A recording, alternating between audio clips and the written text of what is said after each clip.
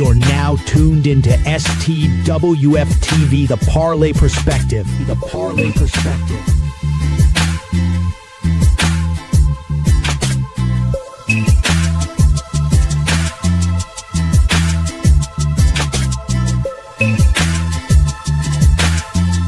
Five, four, three, two, one. Yo, what's going on, everybody? Welcome in the Parlay Perspective on a Wednesday. Get your hump on, baby. I'm Dale. We got Jake in the house. What's going on, Jake? What's up? I'm just kidding. What's up, Dale? How you doing tonight? All right, Jake. Bring in the energy. And, of course, Metal Watt in the house. What's going on, man?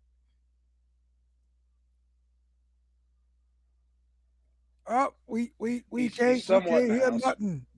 We can't hear nothing that you're saying if you're saying something. So, but yeah, man, chime in when you can.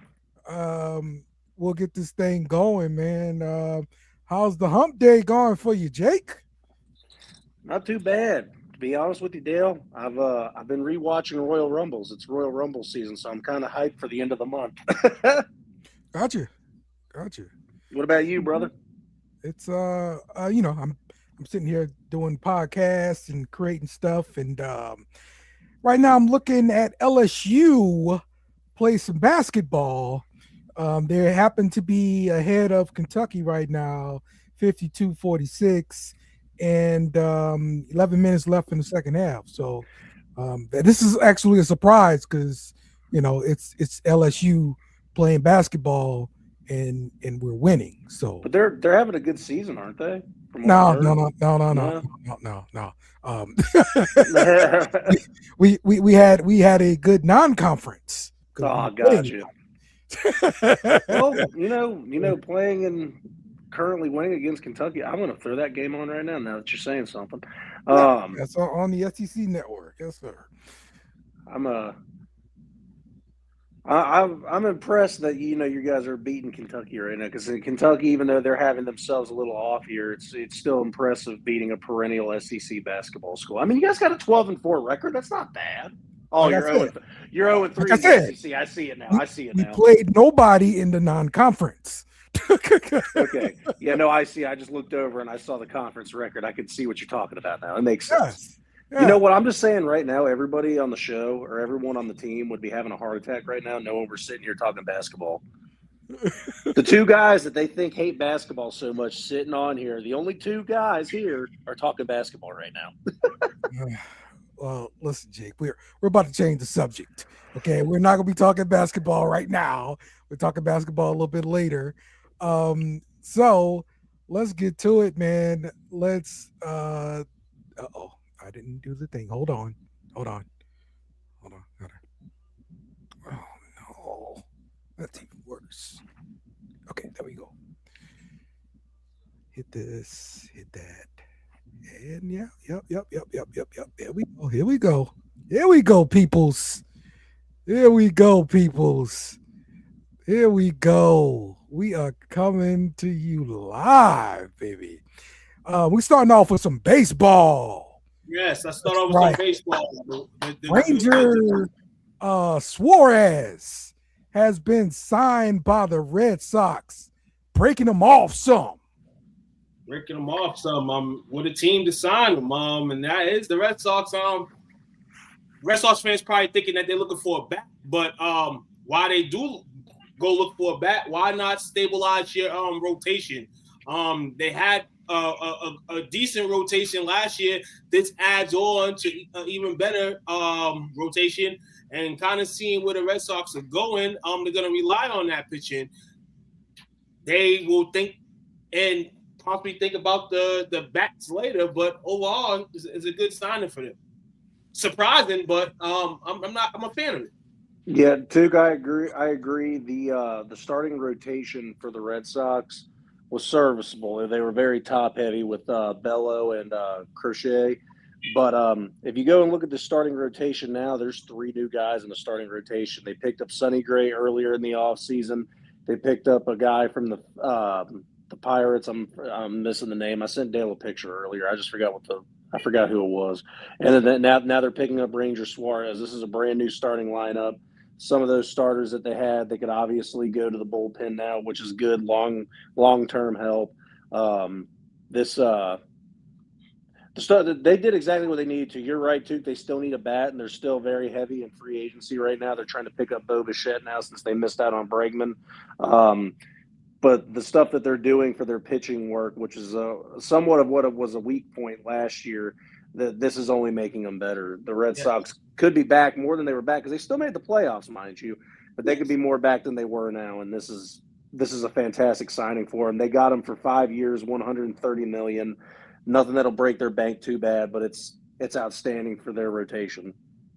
Absolutely, definitely one of the deepest rotations in there too. If you're looking down from the 1 to 5, Johan Oviedo was the guy that they had signed from the Pirates. Jake, I got you, dog. But yes, thank you. Looks great as well. And to me, the next 5 starting pitchers will be enough in the rotation to be excited on their own. The Red Sox have a deep roster, and hey. Anything can happen in the AL East. They are unbelievable. They have been unbelievable to say. They've definitely overachieved. This is the season where it could tactically be go. And as we know, even if they don't get the bat that they would like, soon enough they will. But it's up to this pitching first off to prove that to the Red Sox Nation that go get one now. Well, I think this pitching can let these guys override anything that they're looking for in terms of that right now. But Hey, Will, did you happen to hear anything that I was saying about the rotation and the bat earlier with the Red Sox? Mm-hmm. Okay, I'm gonna repeat it. Sorry for the fans watching, but I want Will to hear me to see if he agrees or if there's anything different. I said that the Red Sox starting rotation was very top heavy last year, but it was serviceable with Crochet and Bello being the front runners of being good, but the rest was kind of shaky. I was like, they went out and picked up Sonny Gray in the early offseason. Tuke, who's that other pitcher? I'm sorry, for the Pirates. George Oviedo.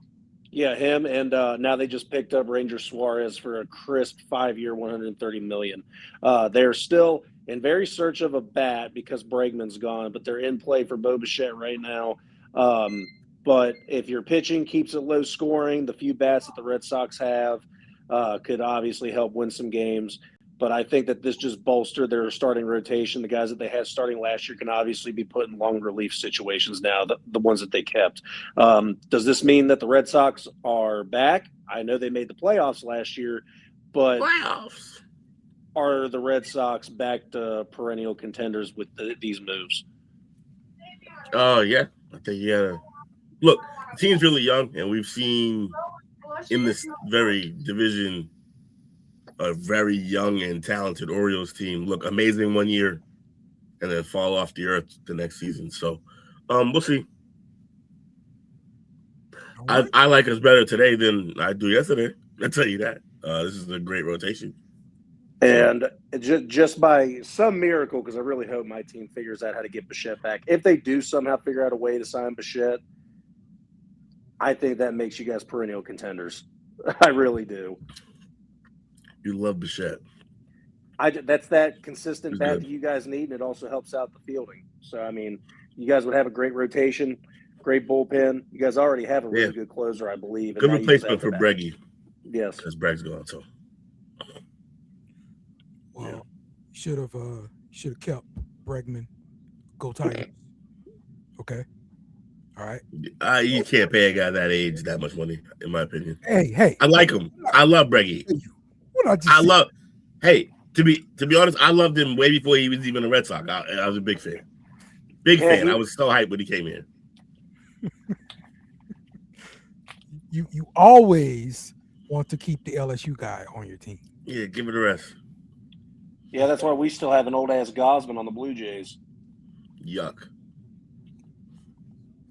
That's what you want to do. Now I don't know. I don't know what other baseball topic you had on here, Dale, but there are still some big free agents out on the market. Sleep. What are you saying something too? Nope. No. The free agents left are Kyle Tucker, Bobblehead, JT Realmuto or whatever his name is, and yeah, that guy.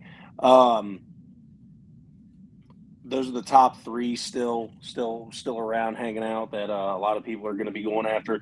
I don't know where anyone's going to end up. I feel like Tucker wants a long-term contract. The Blue Jays handed him one, basically waiting to hear back on it. Philly threw a really good pitch at Bo Bichette, but he's still very hell-bent on staying in Toronto. And Tucker's also waiting to hear back on a potential contract from the LA Dodgers, which would be absolutely gross. Cody Bellinger's still out on the market as of right now because he opted off of his Yankees contract. Other than that, it's still hot and heavy in the offseason. There's still some big-name stars out there waiting to be signed. So there was also a trade from the Diamondbacks acquired Nolan Arenado. Yeah, that guy. Shout out. He's like an weird trade. Golden Glove guy. Shout out to that. Weird? Why? Why is it weird? I just look in this part of his career. I don't think he moves the needle for that team and puts them in like, oh, we're contenders now. That's like a huge deal to take on. He's for a team that I thought was wins. Huh? He's worth wins. A couple. I mean, he needs to be worth a lot more than a couple. Like when you making these deals, like Will mentioned, the Diamondbacks will pay $11 million of the $42 million remaining on his contract over the next 2 seasons. They acquired him in the trade on Tuesday. Cash consideration also going to Arizona for 22-year-old right-handed Jack Martinez, who was selected in the 8th round of the 2025 MLB draft. Look, I mean, if they only paying 11 of the 42 each year, I guess it's worth it, then. It's worth it.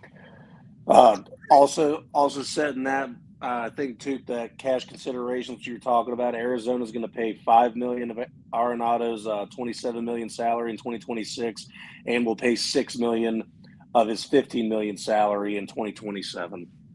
Coming off injury last year, he was limited. He still played over 100 games last year. He's turning 35. As I mentioned, he's a 10-time Gold Glover. And I think people like that in their time, I mean, though age is hitting and you're going to decline, you definitely could help and be serviceable to a team. Arizona had a peak year before. Last year was kind of off backtrack, but, in baseball, they could come back and be one of those better teams. This is dope. And Kyle Tucker, the Mets are looking to sign him $50 million to start, short-term deal. That's interesting too. All right. In other baseball news, hold on. There we go. In other baseball news, the Baltimore Orioles are going to be giving away bobbleheads of Tupac at their game against the Athletics in May. 15,000 lucky Orioles fans will walk away from the May 8th game with an exclusive bobblehead of the late, great Tupac Shakur. He was born in New York City, and he spent a good portion of his teenage years in Baltimore, attending the Baltimore School for the Arts in the late 80s. Now, Will, go ahead and continue with your criticism of the Baltimore Orioles celebrating the late, great Tupac Shakur. Go ahead, Will. I think this feels like a trap, is all I'm saying. That was super targeted. Your doggone right. Keep going, Will. Bless us. I think this is it's a trap. I think this is, in my mind, one, to try to boost your sales in some atmosphere, which baseball, I feel like in prior years, the last few years especially, has been trying to do, kind of going outside of what they normally do. And I'm a Red Sox native here. I'm not a fan, but my team is the Red Sox here that, that gets the most attention paid to. and just over in terms of months. And Will could probably talk a little bit more. He's probably spoke a lot about it, but now monthly, I feel like the Red Sox are doing a lot of different things that try to engage with the city, the community, and try to attract more people to the baseball game. Shout out to Tupac being a bobblehead system. This can kind of go a couple of different ways during the MLB. They're going against the Athletics. We know Athletics are leaving Oakland. We know Tupac was born in New York. He went to school in Baltimore. He went to Cali and lived his latter years there. The Angels suck.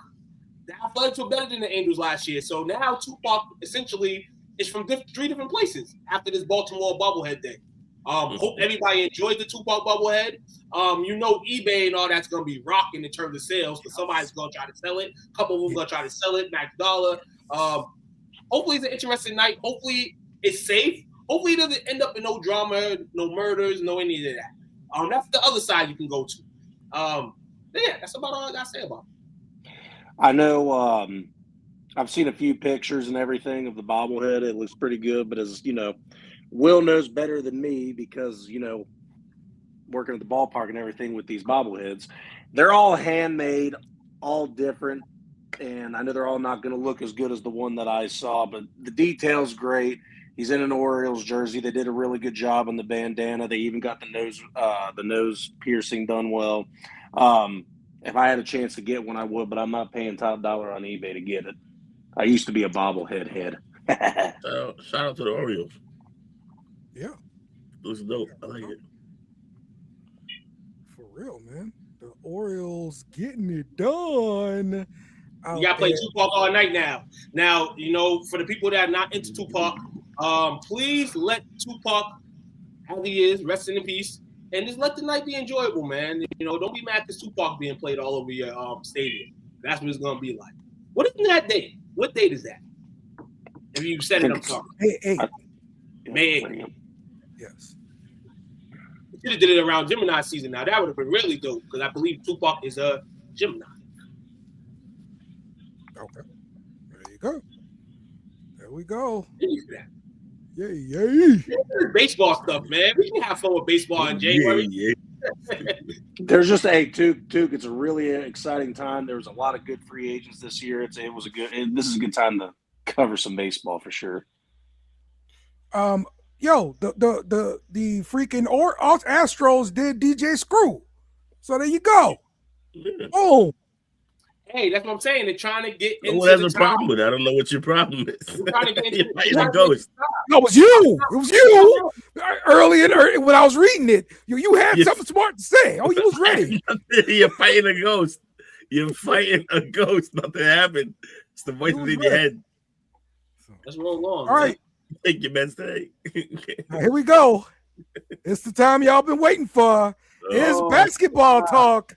This is sponsored by STWF Rivals. Be sure to check them out when they go live for 24 hours of basketball talk nonstop. Yay. Dale, I'm just going to let you know, I'm not going to let you get away with this. Will, Took, y'all weren't here. Me and Dale started off the first 5 minutes of this show talking basketball. I ain't letting him get away with it. Yes, I heard y'all. Y'all was talking about LSU playing tonight. My computer froze, but I was online. I was on the comment thread. So I heard y'all talking a little bit about basketball and then talking crap about us being the only. I didn't say shit about y'all. Yes, you did. I heard that. No, I didn't. I said the guys on the team would be having a cow right now. No, we're talking basketball without. Yeah. Y'all talk some basketball when y'all want to about certain things, but y'all talk basketball. I don't disrespect our basketball talk ever. You know what I'm saying? Dale and I are very immersed in the LSU basketball right now. We're both watching.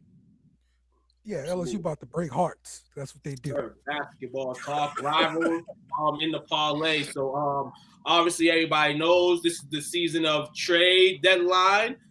Coming up in a few weeks. We seen one individual traded last week, Trae Young to the Wizards.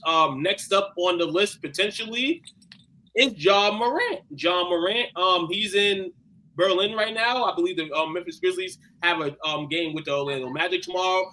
Didn't start good for him on this trip, as he was seen earlier today arguing with a fellow teammate. Now, this goes along the list of things that Ja has done in the last few years, particularly this season as well. Not getting along with the head coach. Overall, the chemistry with the team, this looks off. And he reported last week that he is interested in leaving. And I think Memphis is going to look to see what they can get from him in terms of offers. Fellas, is Ja gone from Memphis by the trade deadline? And go ahead, speak on it. I would say, if you guys get a decent trade, that kind of whatever you want, you get what you want for them, then cool, go ahead and make the trade. However, don't be giving away players. Don't trade them to the freaking Lakers for free. That's my big problem with the freaking NBA and their trades. They always trade somebody to the Lakers for damn free. Don't do that, especially the stars. Don't trade them to the Lakers for free. The problem is the NBA players have a lot more power than the NFL guys. Don't do it. Walk away. Sometimes nothing you can do. Let them walk. Let them walk is crazy, though. Let them walk is just as bad. You let them walk in what regard? You buy them out. The buyouts are crazy. Like the buyout of these contracts, especially Jaws, the buyout is crazy. You know what I'm saying? He's saying make them fulfill the contract. He's saying make them. I like that. No, I love that deal because I used to say that years ago. Like fulfill your contract, but this is not the type of world we live in sports, professional sports. That is, we don't live like that. But what I've been seeing, Dale, is that when you're looking at trades nowadays, you're kind of like, yeah, there's a winner, there's a loser, but you're looking at it sometimes like, why they do that? You know what I'm saying? Like, why you trade that for that? And that's a new trending topic that's happening in the league, especially with these guys that are not fulfilling their contracts, didn't want to be out, or the team doesn't want them. So now it's a standstill on what gets them. And honestly, it's the best offer you can get. But at the same time, if this person is disgruntled, if he's being a headache to the organization or the organization being a headache to you, be out. The first team that's like, okay, we're going to trade you there, trade that asset. But I agree with you there. I agree with you. Fulfill the contract. CBA is for. Send them home. Send them home. You have to fulfill your contract. Send him home. You can definitely send him home. Absolutely. But this is the kicker side to Ja, too. Ja is one of the big faces for one of the big-time sneaker brands, and that's Nike. So now you can go, hey, he's a regular guy, you can go send him home. Sit his ass at home. But with all this money he's making, no, they're not going to send him. They're not going to sit his ass at all at home. He's going to get traded to another team. That market money conduct detrimental voids that guarantee. You don't want to get sent home. But like Will said, but you can get sent.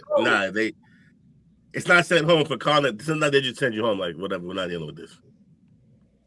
Any hope for the Pelicans this season? Any hope? No. This probably a top 5 pick for the Pelicans, but they've been playing decent basketball, man. As of late, I mean, the record doesn't show it, but the hope for the Pelicans is the future. We traded. They got a couple players now. Potential desperation. Speaking of that, did you see the trade that the Pelicans? Here's why I'd be losing hope for the Pelicans. Did you see the trade that the Pelicans turned down? Allegedly. You gonna call Bobby a liar? He's getting a report. He's getting a report based off a rumor. It's allegedly. It's a rumor. It's a rumor report. Yeah. But, hey, Woj dropping a bomb. Everything that's news somewhat is 1% believable until it's not. But the Pelicans and all, they just got to keep rebuilding, man. Potential spot for Ja, though. The Minnesota Timberwolves, Sacramento Kings, Miami Heat, who I've been hearing Miami on the radar here. I guess that's his number one trade destination where you want to go. But they're going to have to give up some young pieces for that, and I don't know if they're ready for that. The Houston Rockets, potential trade partner, and the Chicago Bulls, potential trade partner as well for the services. You shouldn't be trading within your own division. That's stupid. Don't do that. Trade Zion for John Morant. No one gets better. Didn't the Grizzlies already send John Morant home with the gun issue multiple times? The NBA sends him home. The NBA definitely sent him home for that. And this is the thing. He, throughout all that, is still signed to Nike. He's still treated as superstar to some people. And in actuality, all this trouble that he's gone into is diminishing him not already being gone from Memphis if he wanted to be gone. Right. You know what I'm saying? So, to me, yeah, you got to get rid of him. They talk about Jaren Jackson possibly getting rid of him. You got to get rid of Ja first. You got to keep Jaren. Jaren's your good chess piece. Ja right now was the best chess piece, but now he's not. He's a pawn. So they like him, the young guy Coward. They like him a few guys, so they might be just clearing the decks for everybody else. We'll see what happens. But yeah, Ja gotta go. Don't give him away. That's all I'm saying. Yeah, there'll be some deals out there. They won't. I mean, like I said, you rarely get return like what you get out for a player like this. Don't do it then.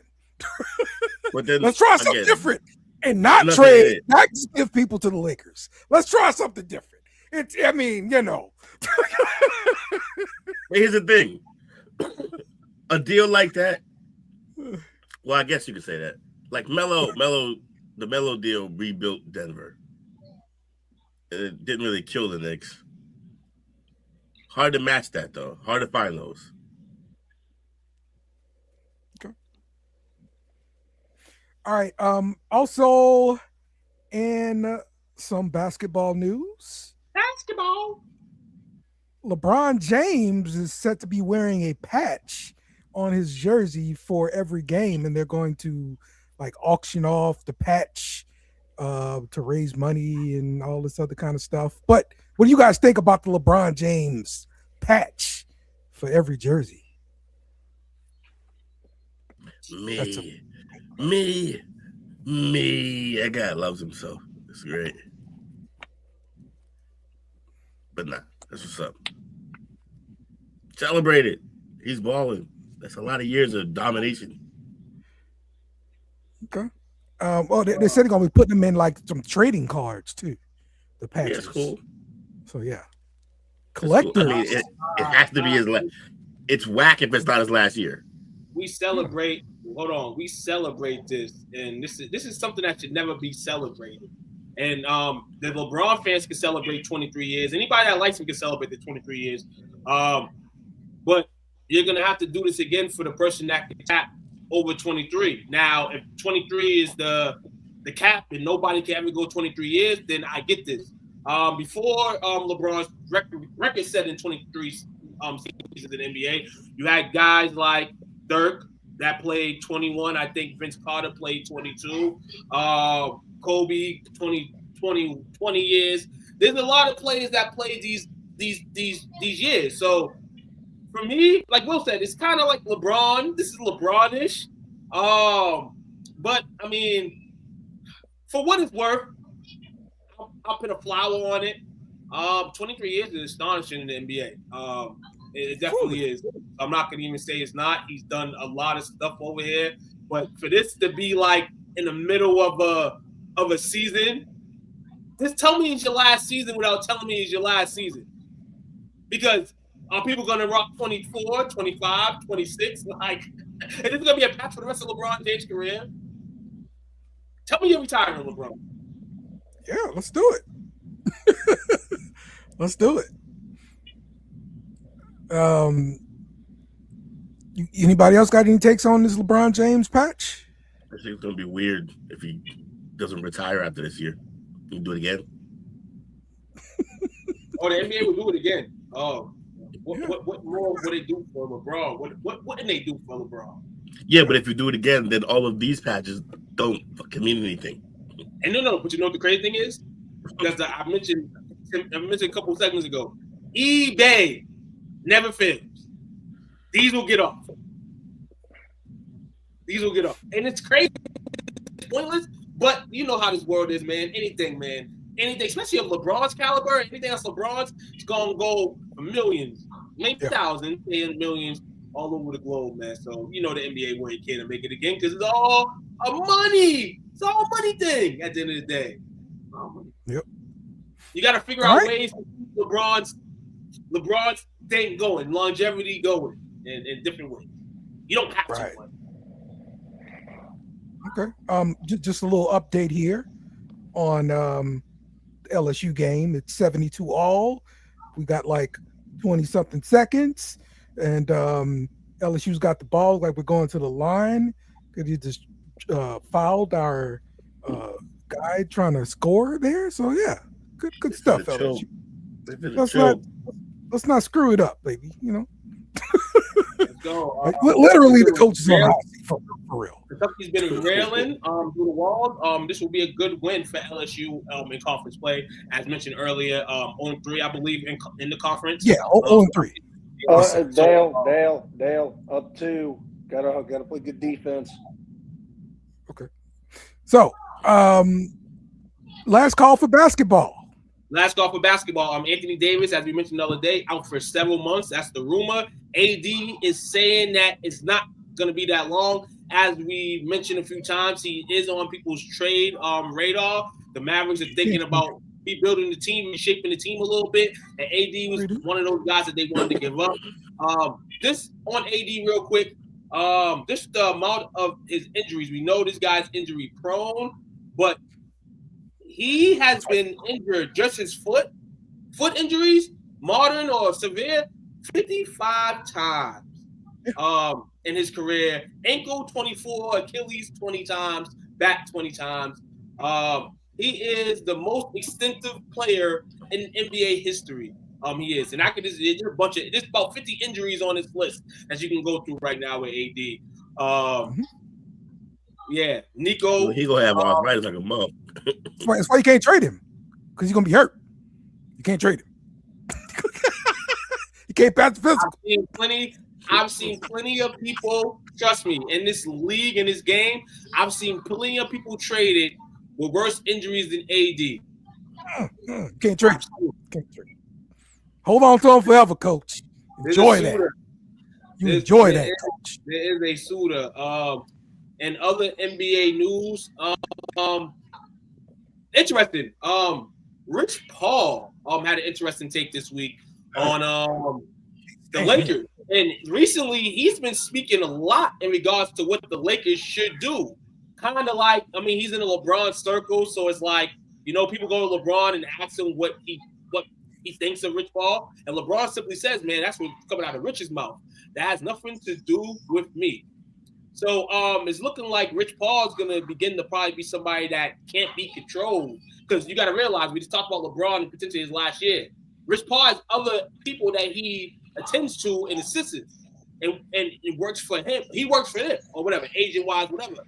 So that's going to be interesting to see how that turns out after LeBron's retired from the game. He has his own podcast right now. Huh? I'm pretty sure he's repping his son too. Yeah, he's repping it all and whatever, but LeBron is the biggest piece that he has, potentially. So when LeBron's gone, it's gonna be just a different beast. But hey, we're seeing the side of Rich that he deserves to be in this light.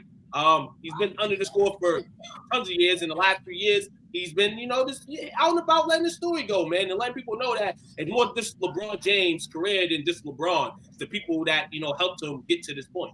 Shout out to Rich. He literally ran the dude over, going to the goal. His arms are straight up. I think that was a bullshit foul. Oh my God! That's a foul.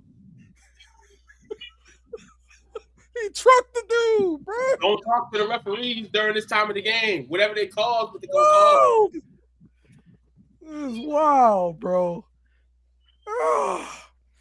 Yep. All right. So that's NBA, man. I hate Rich Paul with a passion as a Pelicans fan. He repped Anthony Davis. He was the whole reason why Anthony Davis didn't play, because he wanted to get the hell out of there. You know what? Screw you, Rich Paul. Screw you, Anthony Davis. How about that? I hold grudges. Balls don't lie. Balls don't lie. Balls don't lie. top 5 trade deadline recipients. 5 guys that could be on the move, 5 guys that can be on the move, and that's I'm just gonna list 5, and that's all I'm gonna say. Giannis, Anthony Davis, John Morant, Zion, and Lauri Markkanen are 5 guys to look for during the trade. I'm okay with them trading Zion. Just give us something back, like a first round pick for sure. We definitely need those, but you know, I don't know exactly what we need back, but yeah, we need proper compensation. But honestly, I don't think you're gonna get very much from Zion just because he's coming off the bench right now. The trade value has been hurt. But the team that's going to trade for him is going to be a team that is either in contention or near contention. Yeah. Hey, so real he quick can come in question. and be a role guy. College question: when you call timeout, are you allowed to advance the ball? In college basketball, you don't advance the ball. Oh, damn! We might have a winner. I thought he advanced the ball. You can't advance in college basketball. I don't think even with a timeout. I believe 1.6 seconds. LSU up 74-73. Guy missed both free throws. So, all right. Well, that is our basketball segment. Now, let's get to wrestling because I'm running the ones and twos, and this is what we're talking about. We got a new. I tried to tell everybody look today. That's right. Man. Drew McIntyre is the new champ, beating Cody Rhodes on SmackDown. We're going to talk a whole lot more about wrestling tomorrow on Best in the World podcast. Yeah, we are. Check us out. But, too, give me your thoughts on Drew McIntyre winning this title, man.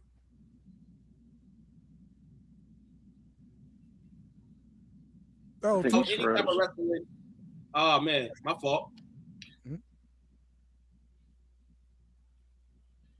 You muted again. What happened? What the hell? All right, go ahead, Duke. My thing's acting crazy, man. So Drew McIntyre, I'm sorry again. Drew McIntyre, I'm not a fan. I'm not the ultimate fan of Drew McIntyre. I haven't been.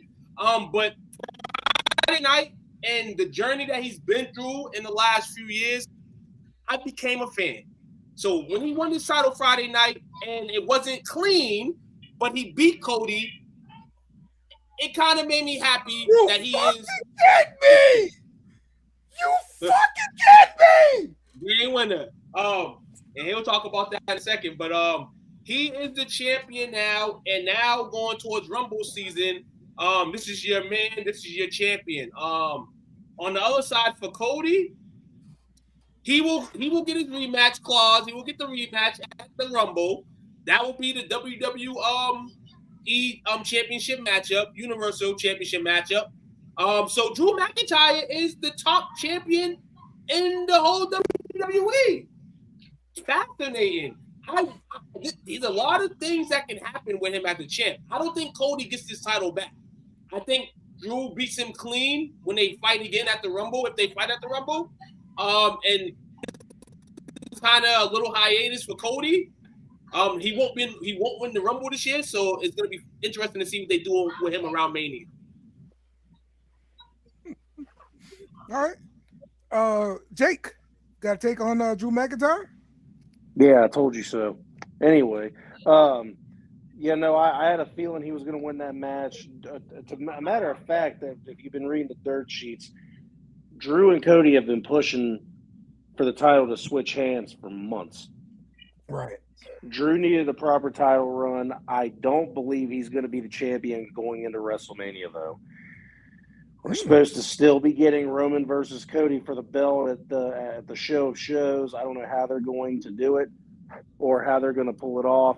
He's going to have to lose it at the Chamber. He's going to have to lose it at the Rumble, but I think losing at the Rumble is way too soon. So I think that we're going to get, for the first time in a while, an Elimination Chamber match for the actual WWE title. Oh, okay. Instead of it being since Roman. Yeah, instead of it being a number one contenders match, meaning whoever wins the Royal Rumble, cough, cough, probably Braun Breaker, he will go against CM Punk because he'll choose him, meaning Drew's going to have an open match for his title at the Elimination Chamber. So we'll see how that goes. I'm a fan of Drew McIntyre having the belt right now. I've been kind of pulling for this myself. I think it's going to be an excellent title run because he is the troll of trolls. Oh yeah. This is very interesting right here. Okay. Because you have probably the most interesting heel in your company right now. And usually the way the WWE works is they string with that heel guy if you give him the title around this time. And I don't think Cody's going to get the title back. So I don't think anybody else will probably touch the belt until Mania. I agree with you, Jake. Somebody out there Elimination Chamber is going to end up probably with an opportunity to beat him at Mania for the title. We see one of the guys that got potential the other night. The guy that he's the reason why he's a champion. And that's Jacob Fatu. A guy before he got hurt was one of those guys that you're like, you can kind of make for this man. And if that's a storyline, I think that storyline can work in a sense. Now we know at Mania is going to be one more match for the title and another interesting title match because there's two champions. So I can see Drew being the B card on a Saturday night, defending the title against like Jacob Fatu, or even like a 3-way or a 4-way or something. I can see that happening. CM Punk's title, I'm not too sure it's gonna be Braun Breaker that wins. Okay. The Rumble. Because I can sense that maybe him and Brock Lesnar get it on at some point. Brock Lesnar technically still is a member of the Paul Heyman camp. So there's a lot of things that you said, Jake. No opinion's wrong. There's a lot of things, and this is why WWE's ill, because you can speculate the hell out of this until you can't speculate it no more. And I do see that too about it being Braun versus Brock at WrestleMania, but they're kind of building this so much to where CM Punk's only going to have Braun Breaker. He has no other long-standing feuds right now. I'd be interested to see where they go with it. What? The long-standing feud hasn't really happened yet. It was edged by Seth Rollins getting the higher up last year at Mania. Roman Reigns and I feel like CM Punk are headed for some type of collision course. Because we know Roman's going to need – at some point, Roman's going to get a title back. I feel like Roman comes back Hulk Hogan style. He challenges CM Punk for the title because, like you said, there's nobody really you can mix him up with. Braun had a shot on last week's Raw. Didn't do nothing. So that it's a lot of things that can happen. There's a lot of wrestlers that can be circled up around both titles. We don't know if Seth will be back for Mania. I don't know. Right. There's a lot of wrestlers that could potentially be in both these title matches. It's gonna be a hell of a war, man, going into April in Vegas. Yeah. Rollins, I thought his recovery wasn't going that well, and he wasn't going to be ready for Mania. But yeah, I mean, he might do something I don't know. One of these wrestlers can't be ready for Mania. It's already stacked up toes to the top, so some guys are going to have to miss it, and we don't want guys missing it because they just can't be put on the card. Because we know if those guys are healthy, they're going to be on the card. Yeah. Well, look, one thing we know for sure is we don't know anything about injuries, and Seth Rollins. Well, that's a fact. Rollins. All right. Yeah, you're right there. You're absolutely right. Especially when it comes to that fool. So, all right, but be sure to check us out tomorrow for more wrestling talk. So now let's go over and get in the car with our good buddy Jake for the NASCAR tonight. Yeah, Jake. The NASCAR segment here. Let's see your face. Let's get ready for Jake's NASCAR. Yeah. All right, Jake. We've got 2 items here to discuss with NASCAR. Let's take it away here, Jake. I'll start off with the fun one. For anyone that watched NASCAR back in the early 2000s, Tony Stewart's coming back. He's going to be back for one race, kickoff race of the 2026 season.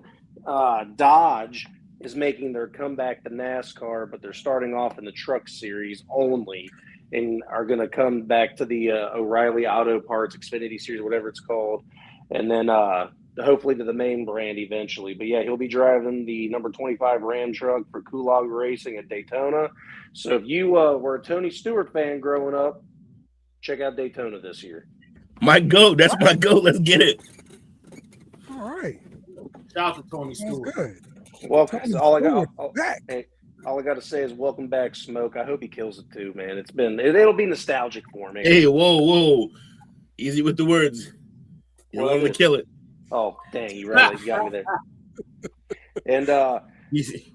so I've been waiting for this. I've been waiting to have this as a topic, but they just hadn't released anything. On Monday, NASCAR has released the new playoff format for the Playoffs. the upcoming season.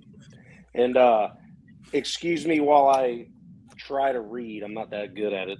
The full breakdown is the race points is slightly changed, with the winning driver now earning 55 points. Previously, the race winners only earned 40 points. A race win no longer grants automatic entry into the chase. Winning you're in is no longer a thing, so now you're not going to be automatically in the playoffs anymore just by winning a race.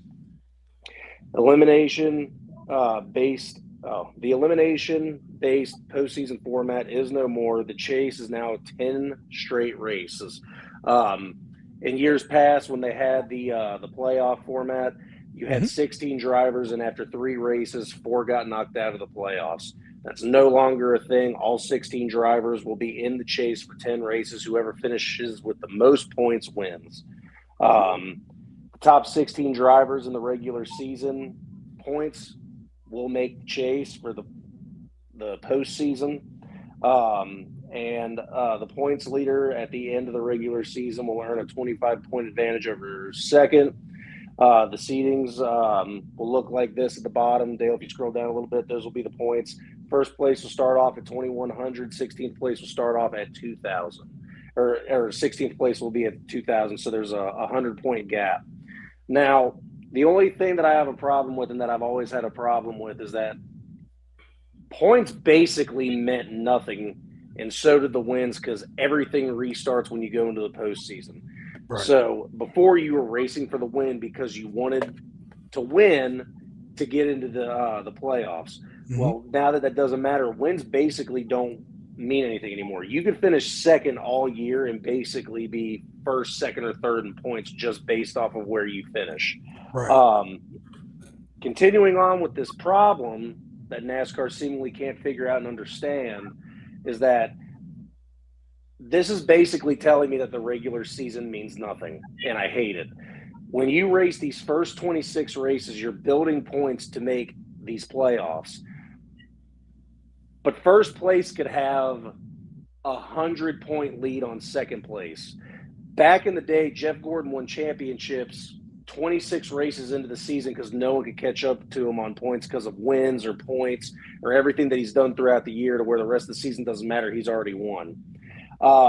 This, on the other hand, you could have a 100-point lead on second place, and as soon as that 26th race is over and you go to the 27th and you're officially in the chase, your 100-point advantage gets subtracted by 75, and you're only up 25 points on second place because they completely reset the points.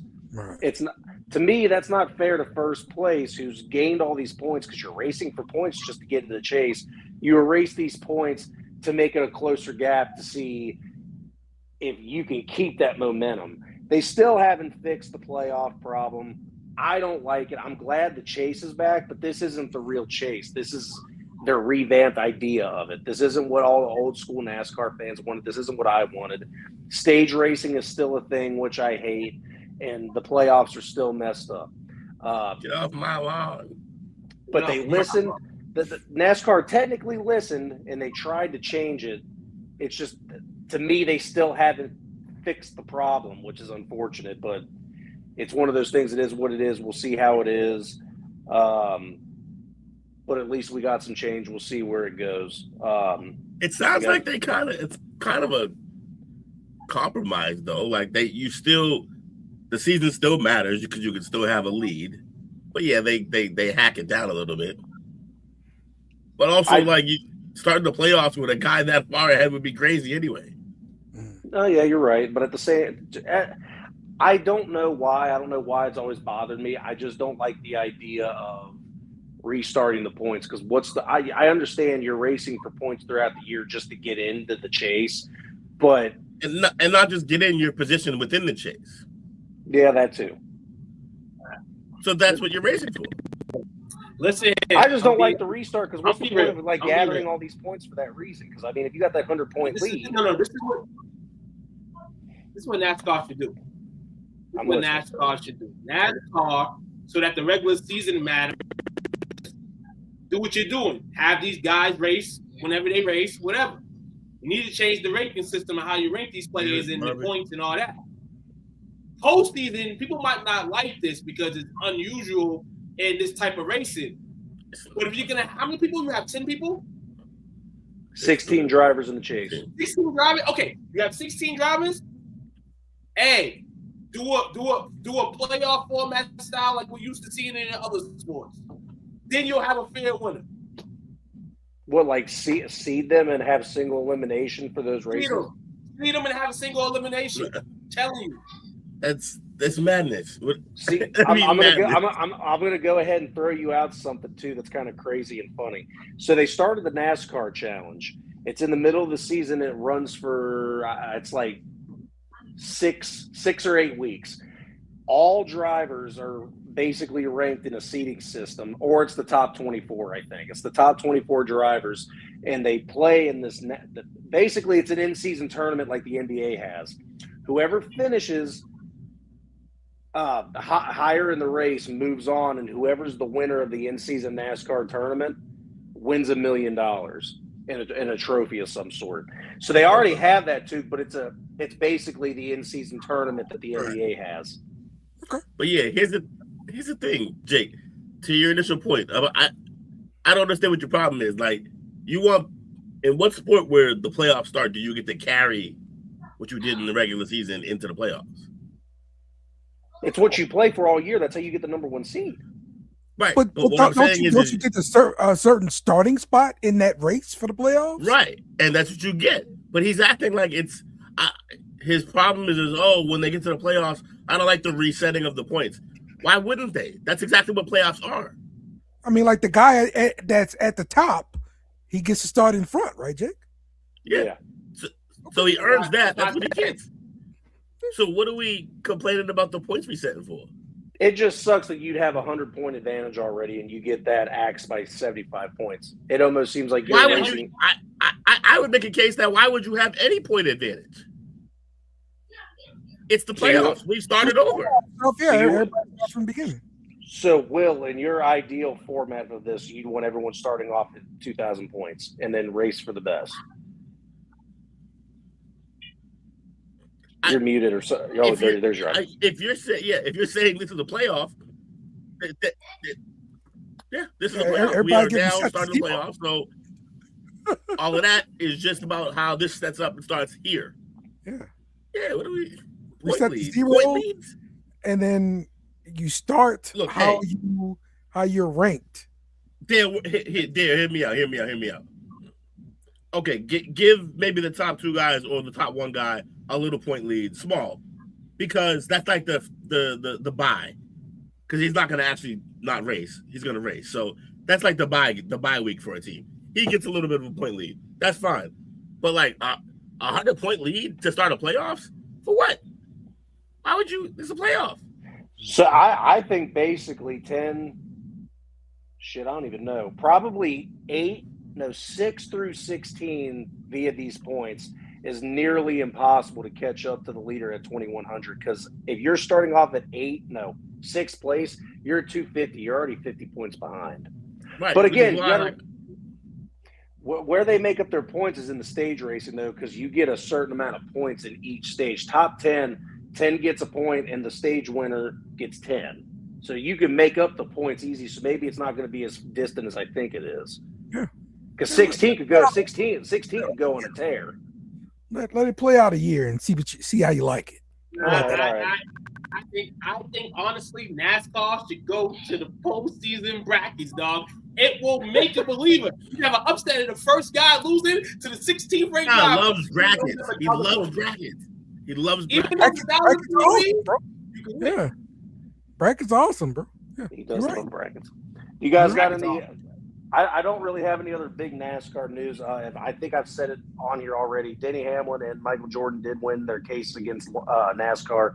That was the other big news, but I don't even know if I even mentioned it in the past couple weeks. But if you guys don't got anything else to add, that's been your dash of NASCAR. I almost forgot my tagline. I actually have NASCAR news. Oh, what's up? I like this. Of course I don't. Come on, let's go. Oh, this sucks. You had me excited. You can't do that to me. Combat, Okay. just throw a little combat news out there just for shits and giggles. Kayla Harrison, neck injury, withdraws from her January 31st bout with Amanda Nunes, which is supposed to be a banger. So prayers and hope that Harrison comes back 100%. Because they're definitely tapping it in before the year ends, hopefully.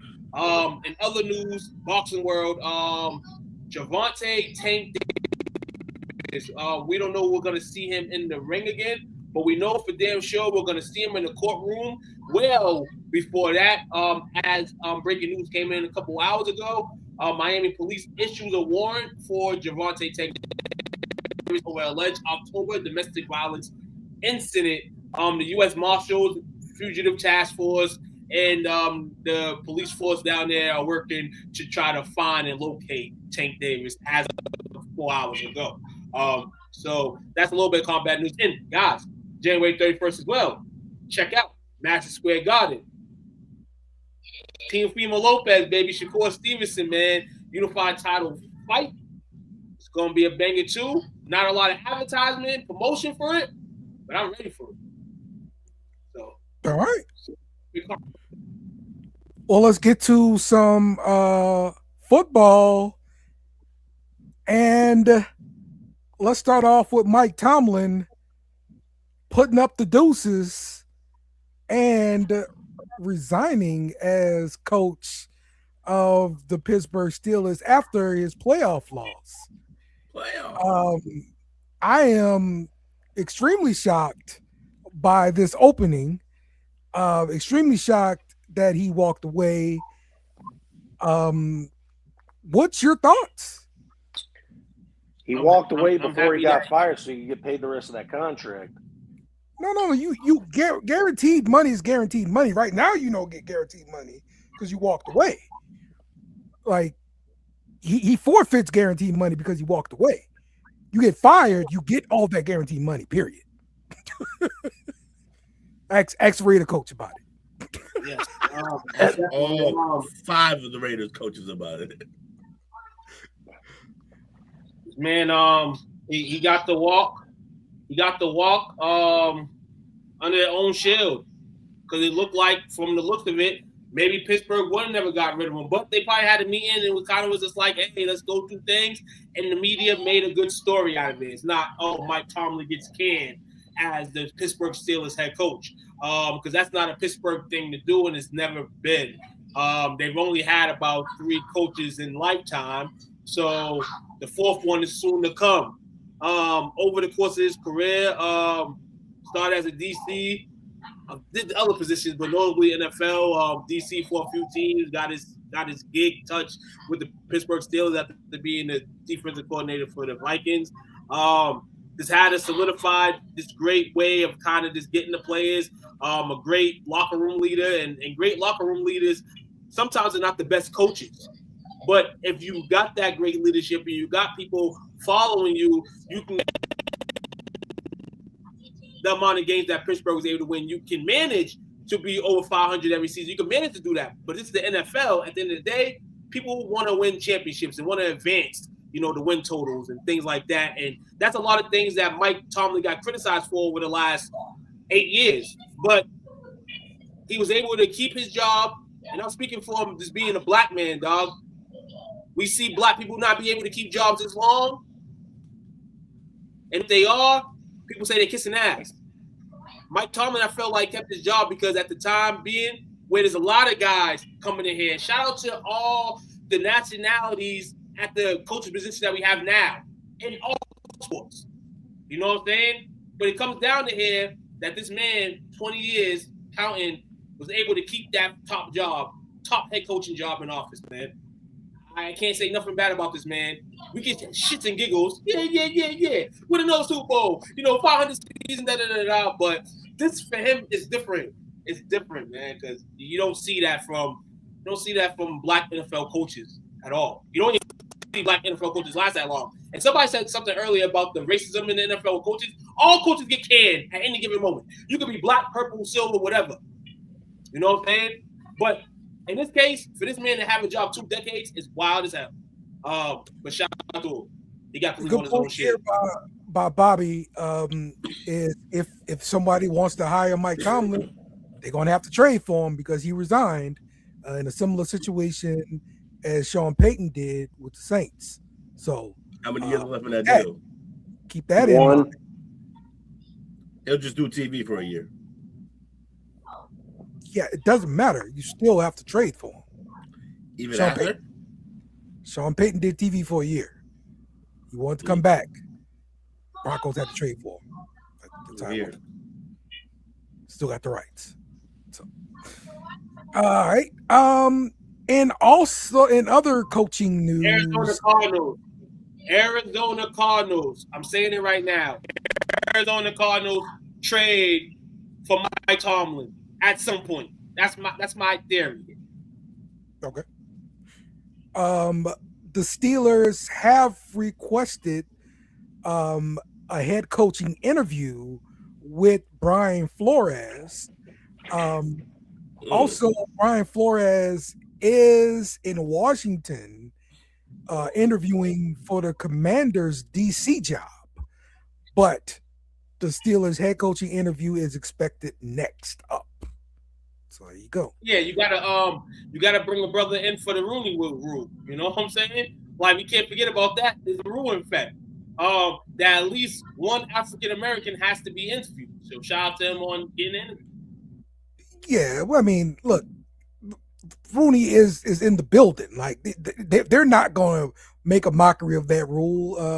And for the simple fact, no, I'm not saying they are, but even if they wanted to, they can't no more because it's expected now. Like, it's expected for a minority to get an interview.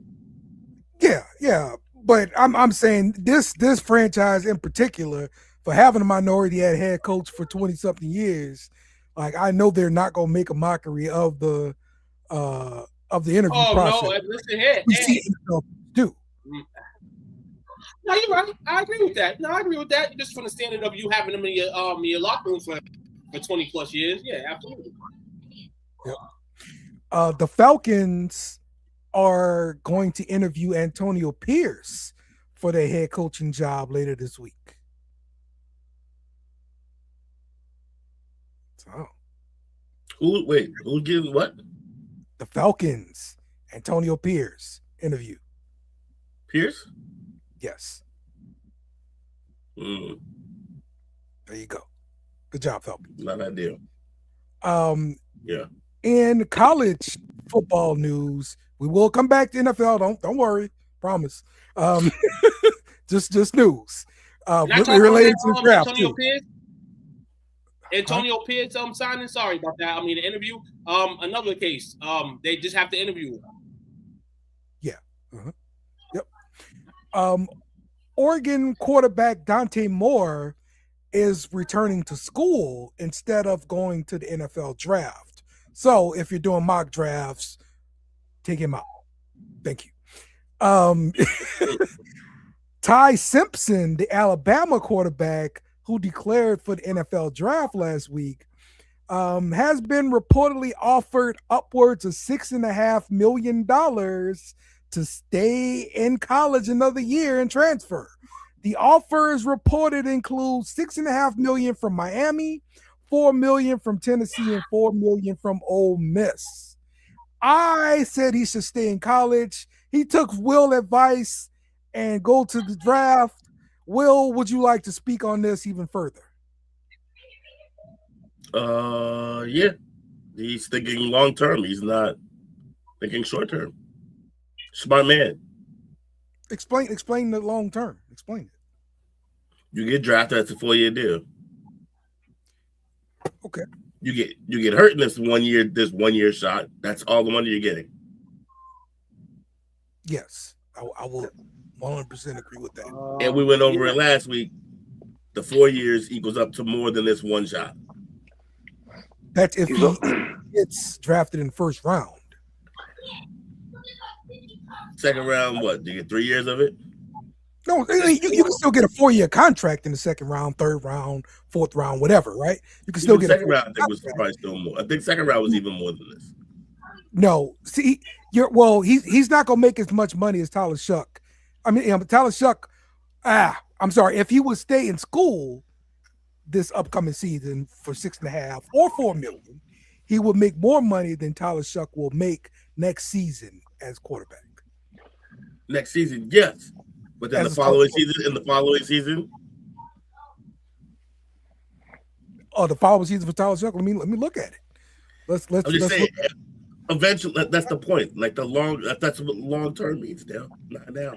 The top 40 picks normally get the best contracts at 41 and below. They're normally below $8 million a year. Mm-hmm. Which is fine. Yeah, I'm gonna be real. There's a very good chance Ty Simpson would be in that range of picks. Okay. You guys don't think it's a problem that he got benched his last game? Like, no, it's not a problem. He went out. I think that's a problem for whoever the fuck drafts him. That's not his problem. I think he went out with concussion. I don't even know if he got benched. I thought he went out with concussion. He got blasted. Yeah. He got blasted. He was done. They was getting smoked in the Rose Bowl. Yeah, sit his ass down. All right. Before what Will said, before he gets hurt, and then you get nothing. Yeah, I said I 100% agree with that. Like, yeah, there's no debating that. You can step on the football field and maim your career for the rest of your life. Absolutely, 1,000%. So you take the guaranteed money. You don't take the 1 year. Sure. It's curious. Now, you got people total chasing. Guaranteed money. Chasing. Go ahead. You got teams chasing an NCAA title. I mean, yeah, you can say money, but at the end of the day, like a guy like Dante going back to Oregon, what are you chasing? The Ducks are never going to wear a shiny jersey in the championship game. Like, you didn't want to go to the Jets, yeah, but next year, with all these transfer quarterbacks going to different colleges, and now every year the Heisman or rankings change of how you are as a QB, why would you do that? Why would you not put yourself in the draft and be drafted? Why not?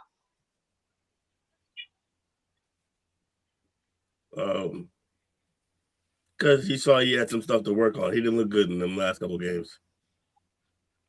No, I mean, understood and all that, but I mean, his stock was falling. You can fix that.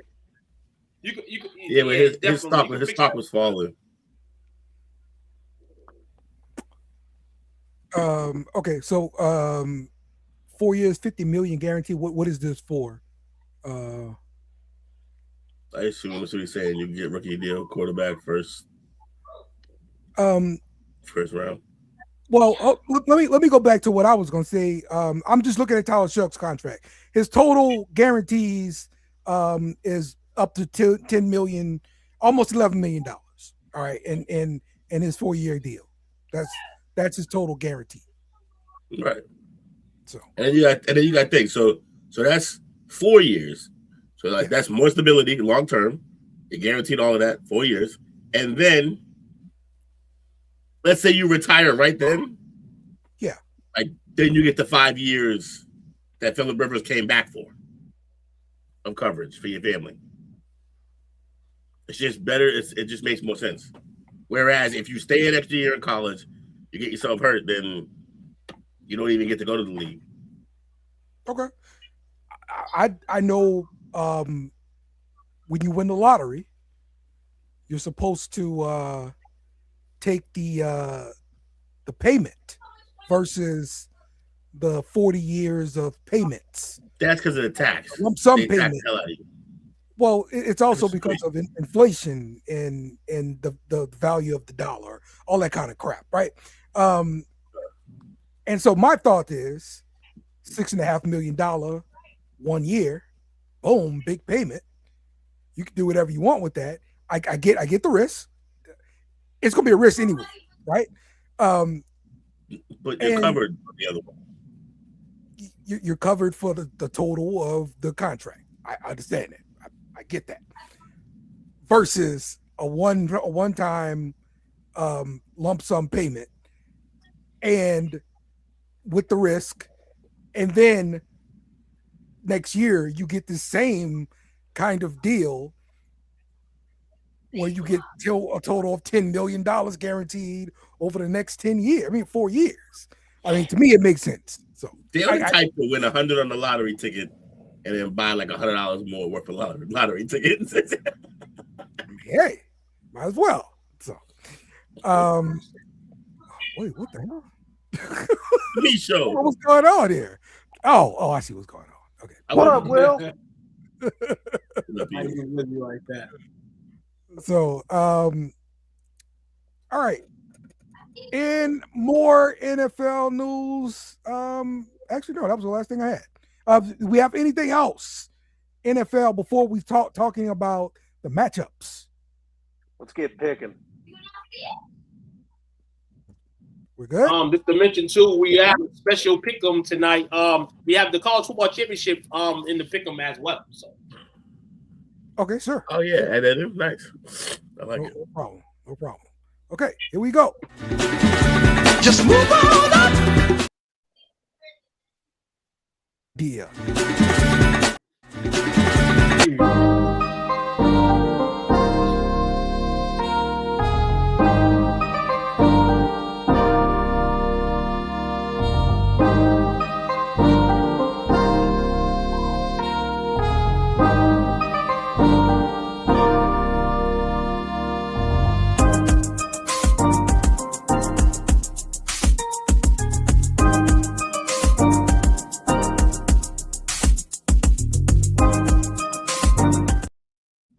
All right.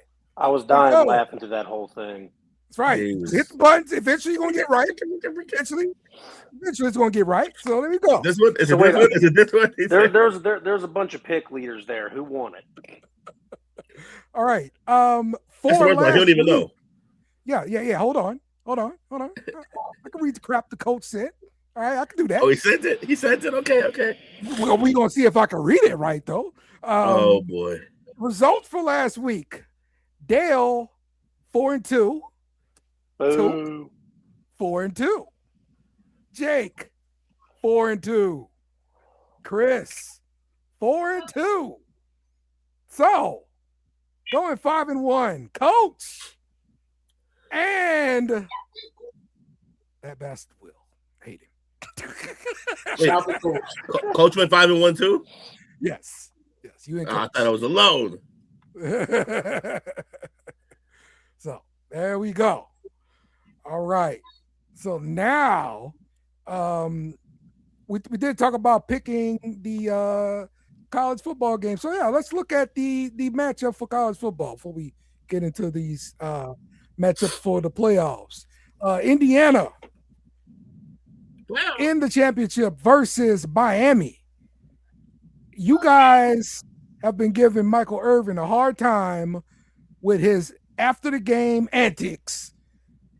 No, I'm talking during game, before game, all around the game antics. Michael Irvin living his best life out there, and y'all talking about this man. But listen, now the talk about Cignetti is the fact that, okay, Indiana might not have 5-star players and all this kind of stuff. However, they've got experienced players on their rosters, and that's what they're mainly made up of. 24, 25-year-old guys playing 6 years out there in college football, and they just know what to do, and they're grown men. Coach, how do you feel about what people are saying about the way Cignetti built his team? There's no other way that this team in Indiana could have built their team. They're a basketball school. So this kind of was an advantage for them being able to go through the transfer portal, going to get this talent. For instance, for real. The transfer portal is helping basketball schools or bad schools, is helping all schools out in somewhat. Maybe not helping out the schools that are usually helped. Non-transfer portal, non-NIL. So I'm not mad at how Cincinnati built his team, and even finding out that most of these guys or the average age on their team is 25, I'm not mad at that either. Because at the end of the day, these other teams with the extra money they got, plus the transfer portal, should definitely be heads on better than these guys. But the discipline, they're out here. They're going to take this year. I don't think they're going to win next year. But this year is the year. This is what the NIL and the transfer portal gives you. It gives you an opportunity not to see the same teams winning, the same 4 teams being in the championship. That's what it brings. So I can only respect that. Yeah. Jake? Any thoughts here about this college football matchup? This natty? Indiana by 50. You are you rooting for Indiana, Jake? Of course, I'm rooting for the Big Ten. Really? Nah, I personally think it's going to be a game that's a lot closer than people think. I think Miami's defense is very, very quick and fast. And this is an honest opinion. This isn't me glazing or doing anything dumb to say, SEC versus Big Ten stuff. The Big Ten teams have built their teams to be able to beat the basic, fruity, very one-weight SEC teams, because SEC teams, in my opinion, aren't very fast and their playbooks are very simplified. That's what the Big Ten has built their rosters to be able to beat, because they play better against SEC teams. They go against the ACC that are very fast defense, fast offense, and different schemes. I think that's going to be probably the number one thing to give them problems, along with Ruben Bain probably trying to have a bounce back game.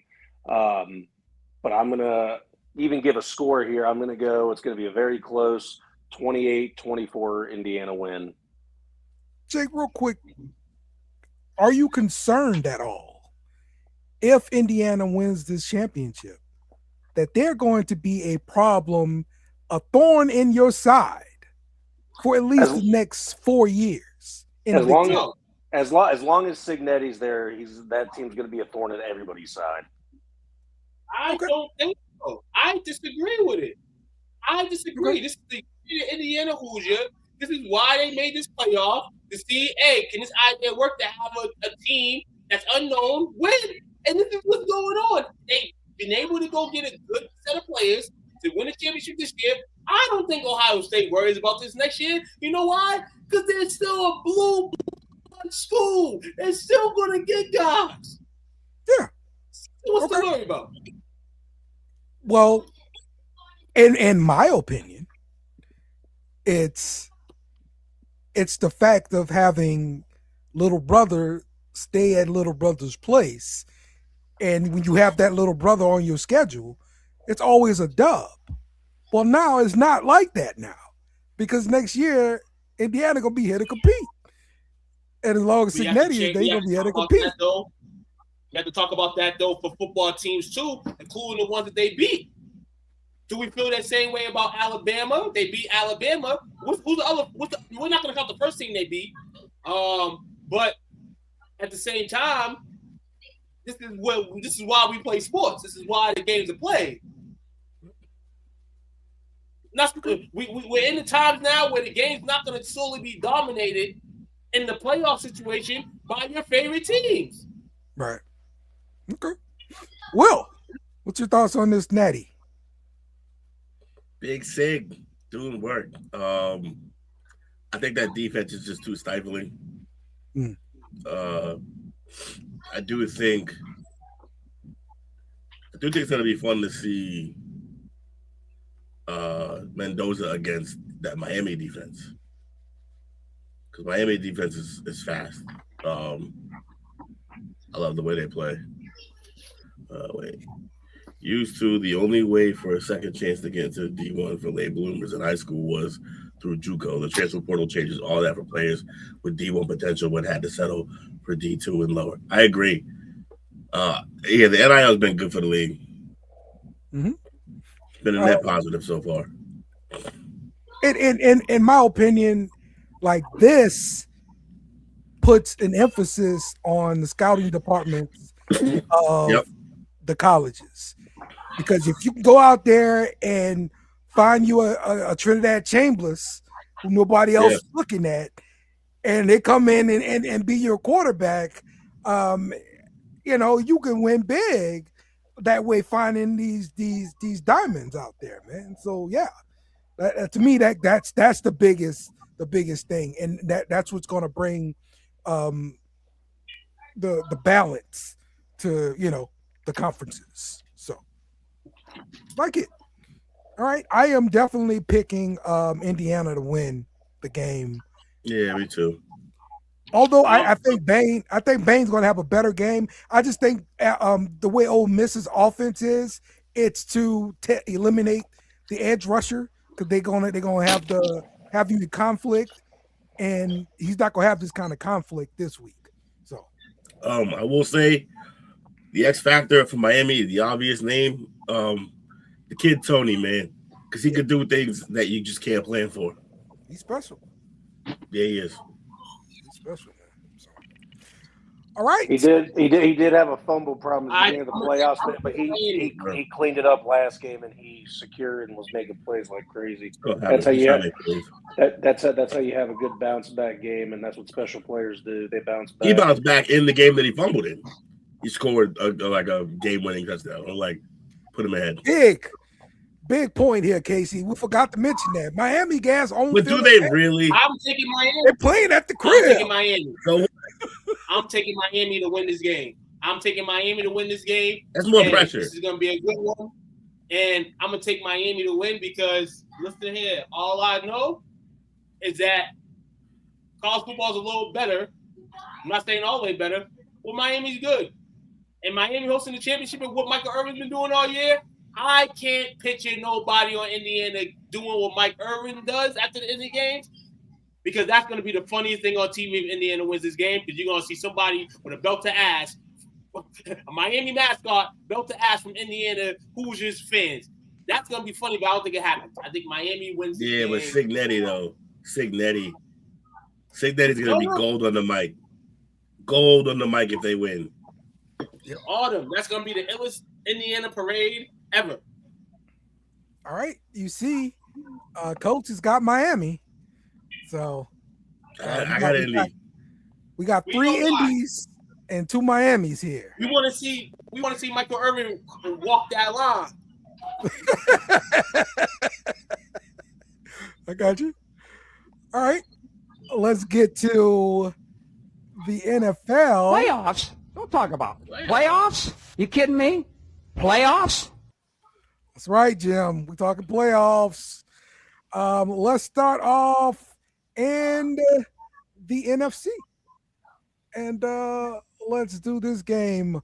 The 49ers got to head to Seattle for this game.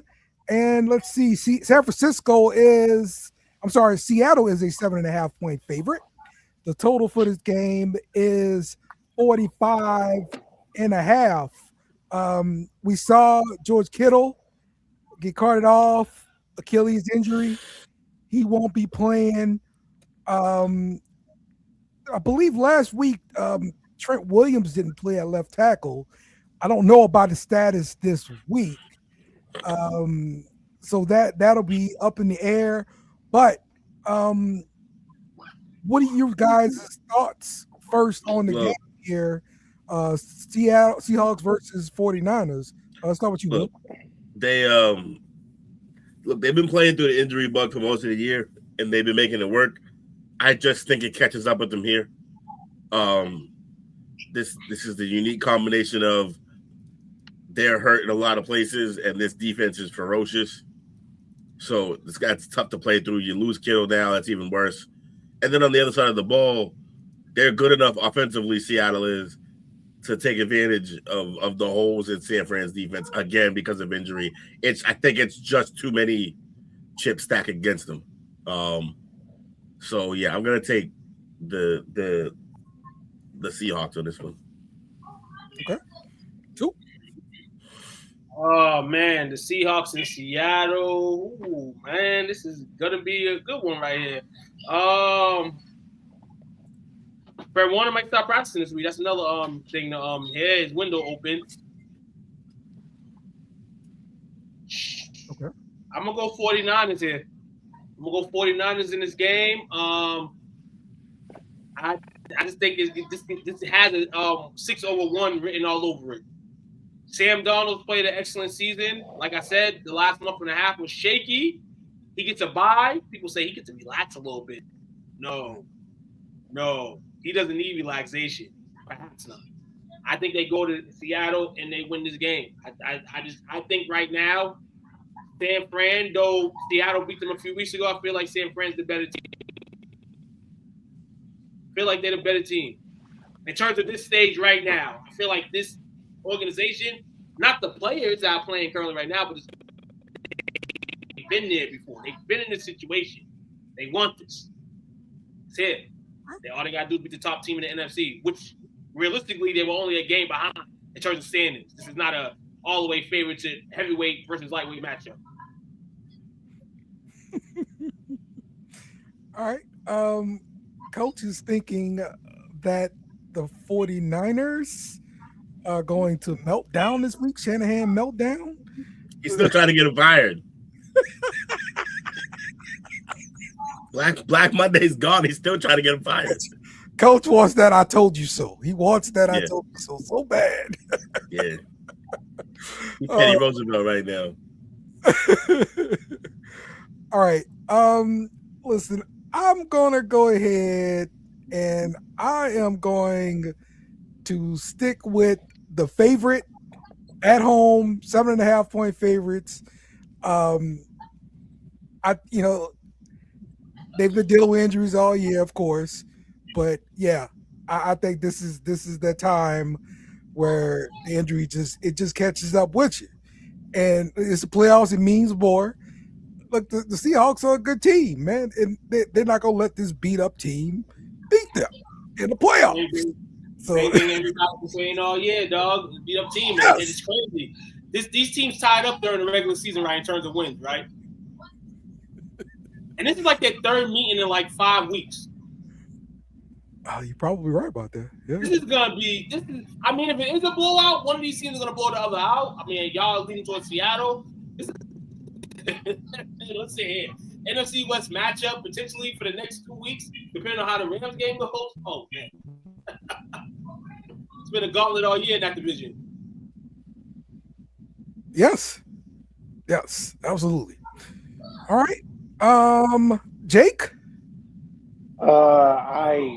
It's very known how much of a Sam Darnold hater I am here, but I have the same opinion Will does. Eventually, the injury bug just catches up to you, and I think this is the week that it catches up to him. I think Seattle is going to beat them handily. Even with Fred Warner coming back, it's probably too early. His injury was gruesome. This is Seattle, no problem. All right. Let's go to Los Angeles Rams, who are 3.5 point favorite, going to Chicago. The total for this game is 48.5. So, Chicago again coming off of a comeback victory last week. Do we think that Khalib has it in him to pull together another comeback here? Let's start off with you, Will. I don't know, because he's going against the other comeback kid in Stafford.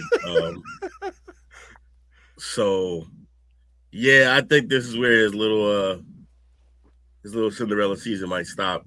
The Rams, I know they're injured, but is Adams playing, or is he? He's playing. Yeah, if Adams and Puka are playing, there's not enough out there to shoot out win shootouts with them. I don't think the Bears have enough to win a shootout with them. So I'm going with the Rams here. Oh man, in this game right here, I'm a favor of the home team in this situation. Rams have been good all year, but there's been little tweaks in them. You know what I'm saying? But how good we say the Rams are, there's been some tweaks in them. Chicago, there's been some tweaks, but I feel like a lot of those tweaks have kind of been here, and they kind of been playing the same way. And like Will said, one thing to mention, can't come back every week.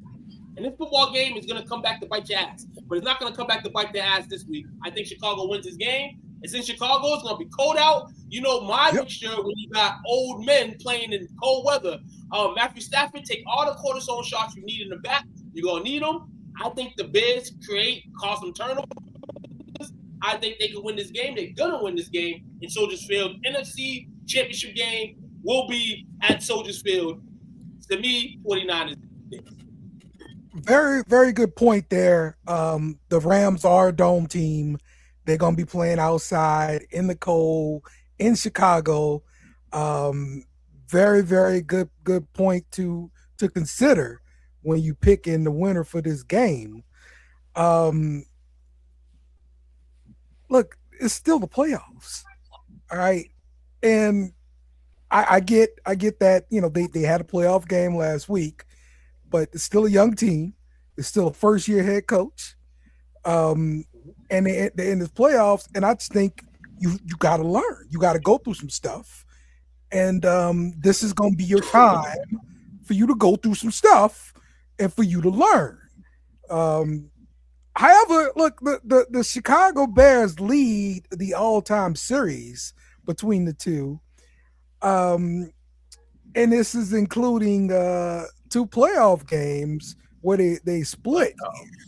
So yeah, there is a history here between the two. The last game they played was in 2024. The Bears won 24-18.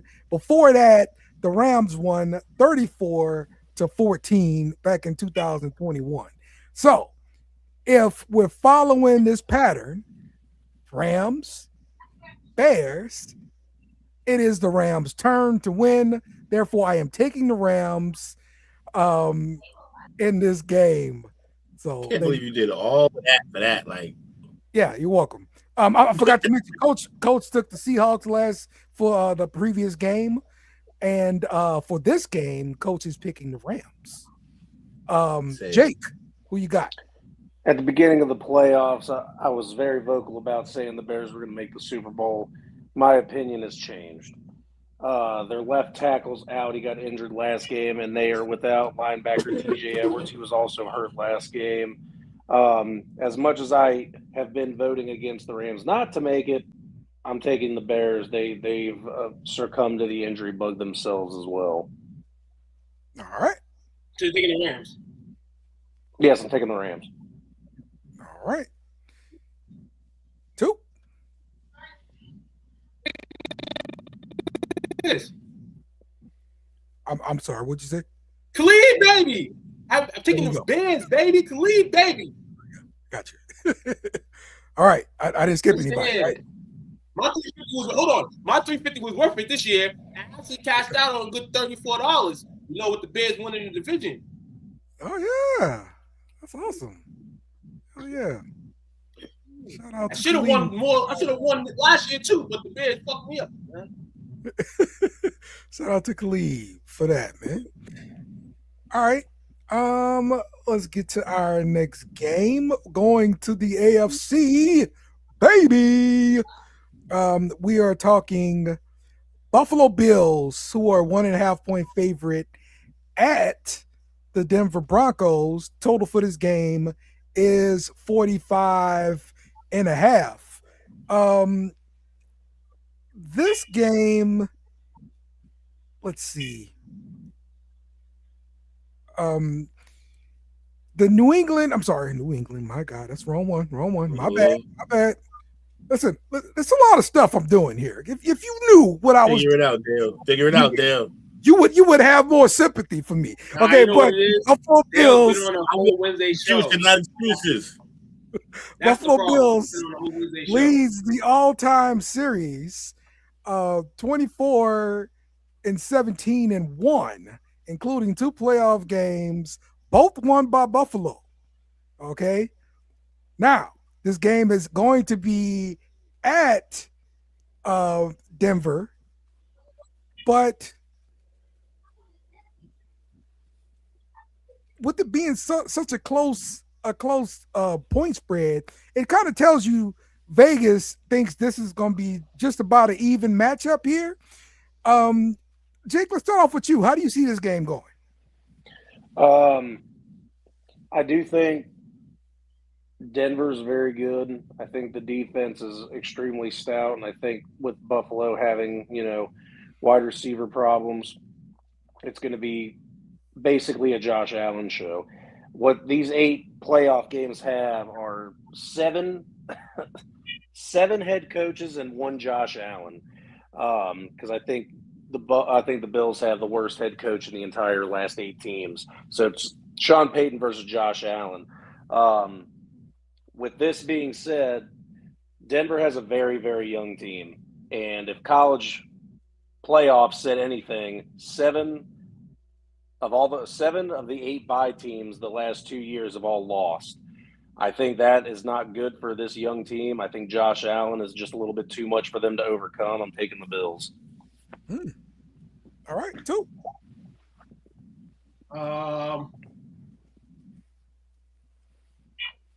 I'm gonna in a situation. Oh, this is tight because I need a storyline, but I don't think I'm gonna get it. But Josh, Kobe, Bryant, Allen has been the man this season. But he's playing. This is Sean Payton at playoff time. We got Sean Payton back in the playoffs. There's no bounty that he could pay to win this game. Let that be a reminder. This game is decided by 1.5 projectedly because of the quarterback on the other side, Bo Nix. And every time this season where we try to doubt Bo, he's come through. I think Bo comes through again this week. I love Buffalo. I like the story this season. I like how Josh Kobe went out. I'm going to take Denver to win this game. And it sucks because I've been leading the Buffalo for the last 4 days. I'm going to take Denver to win this game. So much you're going to do. You're facing the Denver Broncos, Sean Payton in the high altitude. If Josh, Kobe, Bean, Allen, Bryant can do this, you might as well give him the Super Bowl and the silver platter, dog. And that's without even playing in the AFC Championship game. I'm going to take Denver to win this game, though. It's going to be crazy, dog. All right, Will. Yeah, this is a tough one.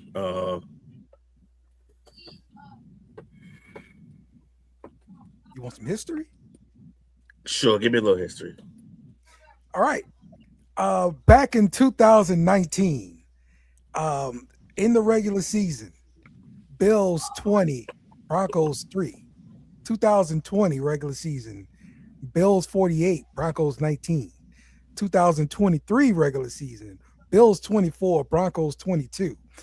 2025, Bills 31, Broncos 7 in the wild card.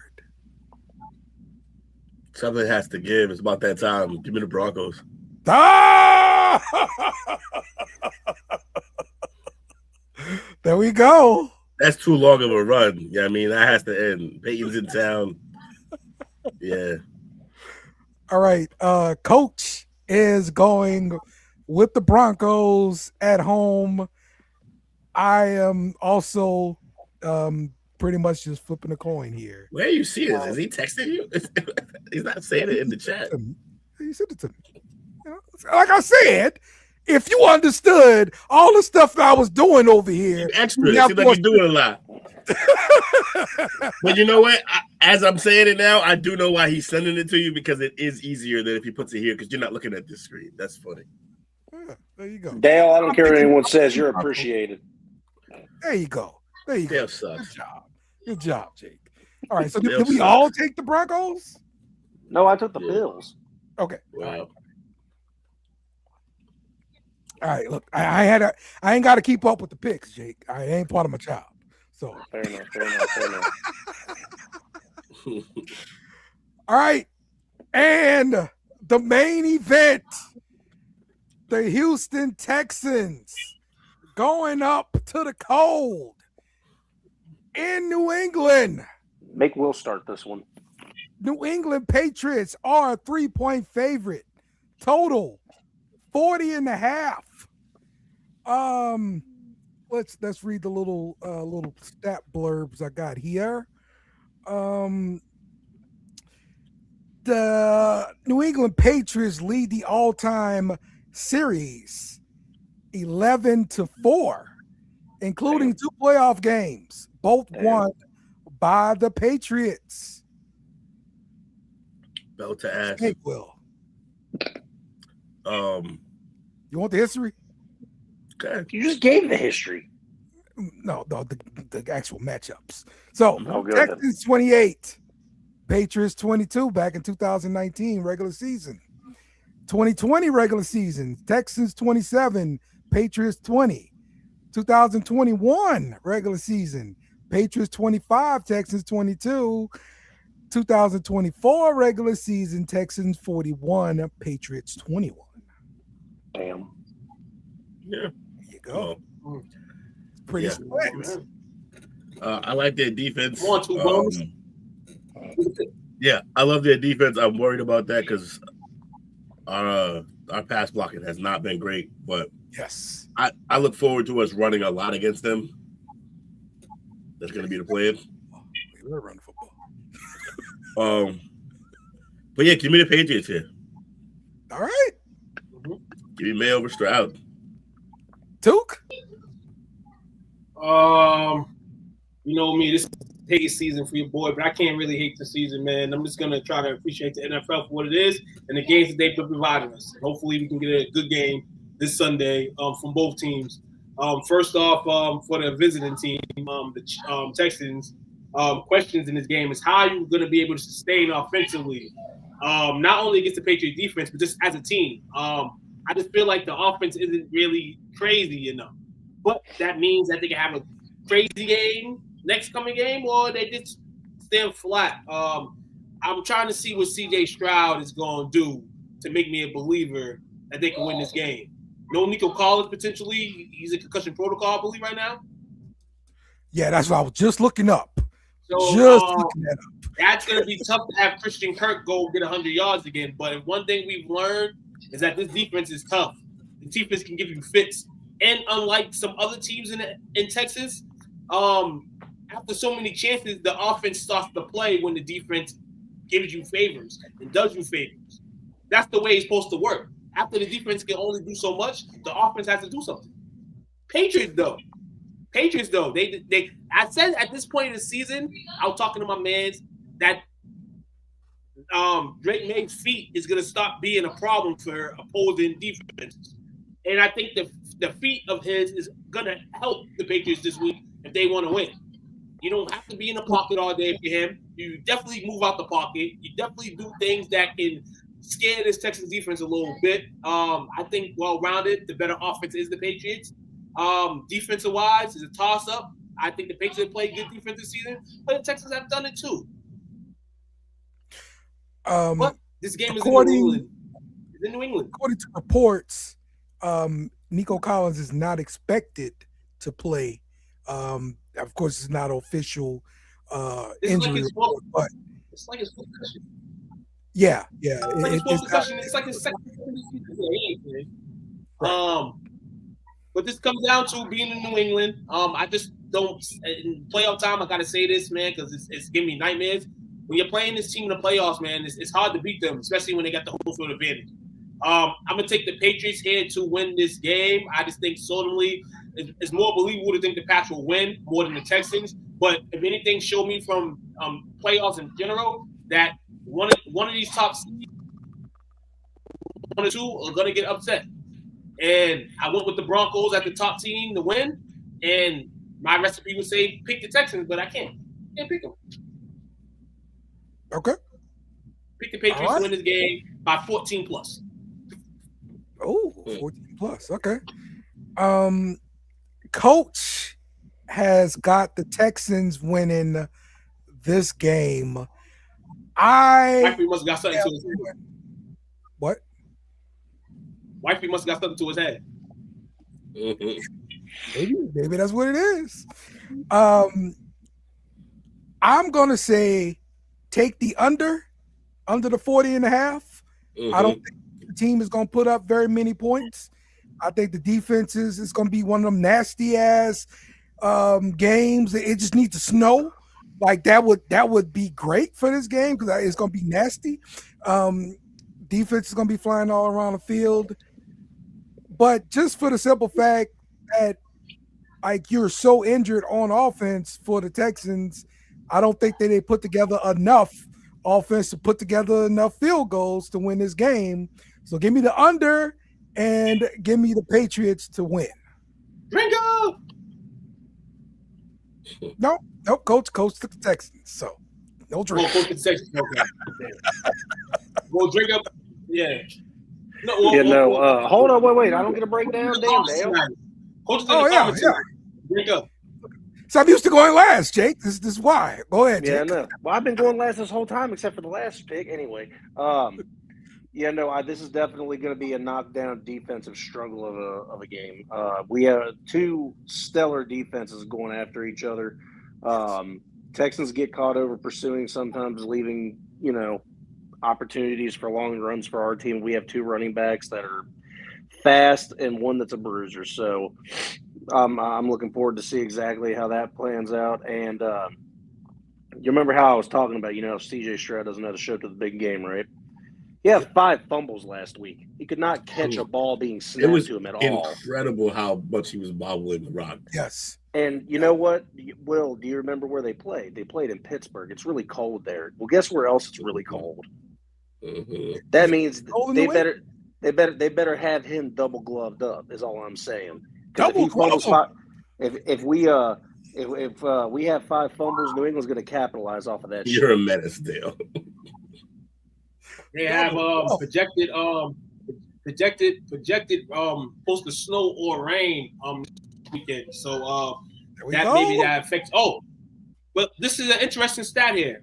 One more interesting stat.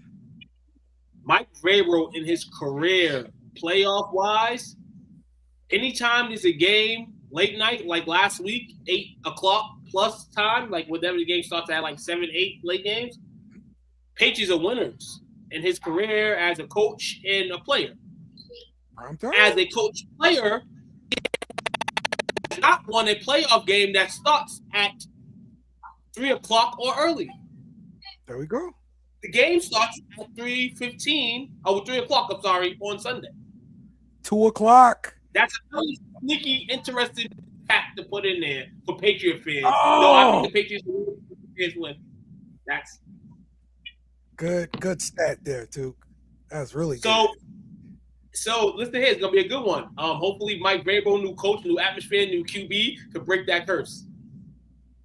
Yep, we're gonna see. That's the only thing the Patriots are playing on Sunday. Look, NFL guys are doing a good job with your playoffs. We were looking forward to this weekend for some more good games. Call down to the refs. Make sure we get good games. One of these games are going to come down to officiating. Yeah. Yep. All right. Let's go around the room. Final thoughts. Do some shout outs. Start off with you, too. Shout out to you guys. Fabulous week of shows, man. Rock it out. Shout out couple things on the Massachusetts basketball scene. Shout out to Jerry Brown, man, young Charlestown guard. Erupted for 50 points yesterday in a win against Madison Park. It's a lot more controversy to that. Basically, Charlestown had one of their players from last year, but he wasn't given a waiver to play for Charlestown. Madison coach did some dirty stuff, didn't sign the waiver. 19 waivers got cleared this year in Boston Public Schools. The 20th did not. And this is this guy, I think it's Nazir Muhammad, who didn't get to play or stood up for Charlestown this year. So his boy Jerry put up 50 for Madison Park. I also want to give a shout out to the Boston Green Academy basketball team for beating Brighton High in the Battle of Austin Brighton today, beat them by 10. Shout out to Chelsea Inland Classico that we playing in a banger tomorrow night. LA Classico at 7 o'clock. I'm gonna pull up and watch the game. Other than that, shout out to all the teams out here in the city of Lynn. English, KIP, St. Mary's, Classical, English. Shout out to high school basketball in general. And if you have any high school basketball news, anything, bring it to the show, man. I'll be happy to share with you. For sure. Cool. Jake. Shout out to everybody that commented tonight. We'll do a roll call, I'm sure. I don't really got anything else to shout out. It's been a great week of shows. Catch us on Best in the World tomorrow at 7:15 EST, I think. Oh, 6:15 God's time. Thanks, Dale. I forgot what it was. That's right. Yep. Most of us picked the Texans, Brandon. So next week, if you guys beat New England Patriots, we want to hear from you. Matter of fact, come on the show, Brandon. I would love to have you on the show if you guys take care of the Patriots. Like real talk. I would love yes. that. We'll replace the two bums with you, Man, Brandon. Exactly. Sean Payton 4-0. When he has extended rest during the postseason. That's another interesting stat for the Broncos Bills game. Interesting. All right. Taylor remembers back in those days. What you got, Will? Oh, shout out to you, fellas. Shout out to everybody in the chat. Shout out Took was in the chat at one point. Shout out to B. Shout out to Coach Casey Walters. Nope. Shout out to Bobby. Damn it, Bobby. Who else we had? Who else? Shout out to Brandon. And that's it. Right. Shout out to you, fellas. Shout out to another great week of podcasting. Like, share, subscribe. Rivals tomorrow. Figure it out. Rivals tomorrow as well as Best in the World. We're going to be talking more wrestling. And you guys can get your fill of basketball talk 24 hours. Yeah. Yeah. What? Okay. There we go. All right. How we signing off today? Khalid. Khalid, baby. There you go. That's all you get. Goodbye. Don't come back. CJ Stroud. Khalid, baby. Yeah. Hey, Jake Hart. CJ Stroud. CJ Stroud. Thanks for watching our show. Remember to subscribe for more shows on the network. Smash the like button, share, and comment.